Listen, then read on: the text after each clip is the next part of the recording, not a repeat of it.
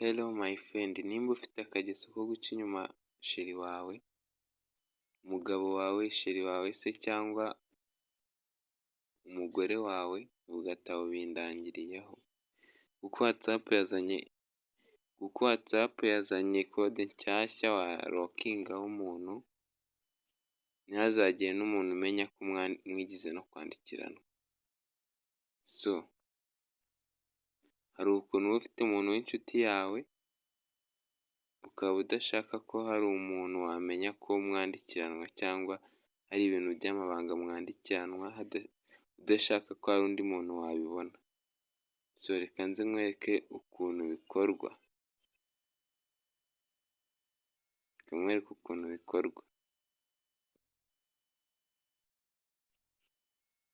Urabona iyo uje muri WhatsApp yawe, ukemeza, reka ndebe umuntu twarokinga turebe.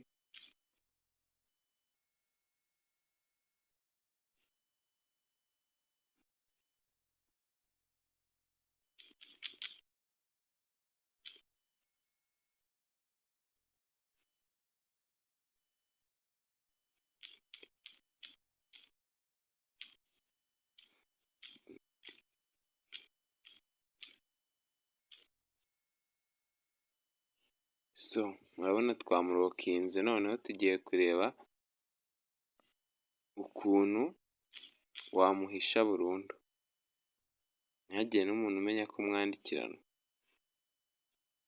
Urabona winjiye muri WhatsApp uhita ubona ko warokinze umuntu, nk'umugore wawe cyangwa umugabo wawe agahita yifuza kumenya umuntu warokinze ikintu mwandikirana, akaba yacunga usinziriye, ukoresha fingerprint agashyiramo urutoki rwawe akareba, akaba yareba umuntu urimo. So, noneho tugiye kumuhisha burundu ku buryo kumushaka wajya ukoresha kode. Reka nze nkwereke ukuntu bikorwa. Urabona winjira muri WhatsApp yawe, ukaza ukamurokinga kuriya nabikweretse, wamara kumurokinga ukaza noneho ukamwinjiramo, ukinjiramo nka gutya, wamara kugeramo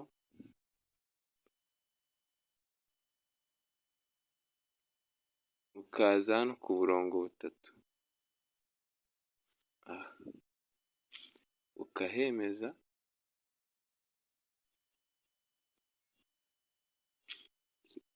uza hano ku burongo butatu, ukahemeza, uhita ujya ahantu hameze gutya, ugakandaho, ukaza ahangaha, ukahemeza, ugataninga on, ugahita uza hano,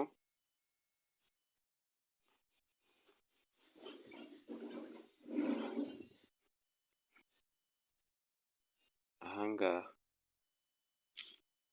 ukemeza.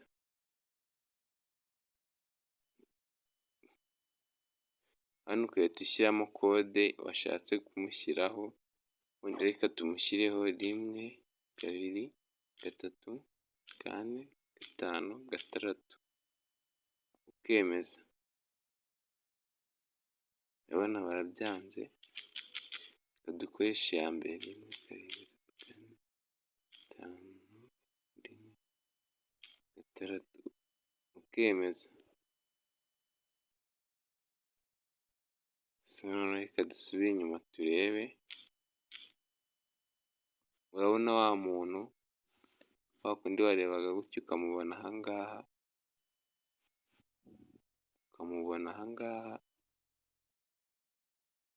ntawe ukirimo.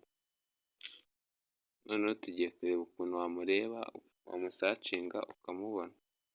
Hano hose ubu yavuyemo. So, uraza hano muri search bisanzwe, ahangaha.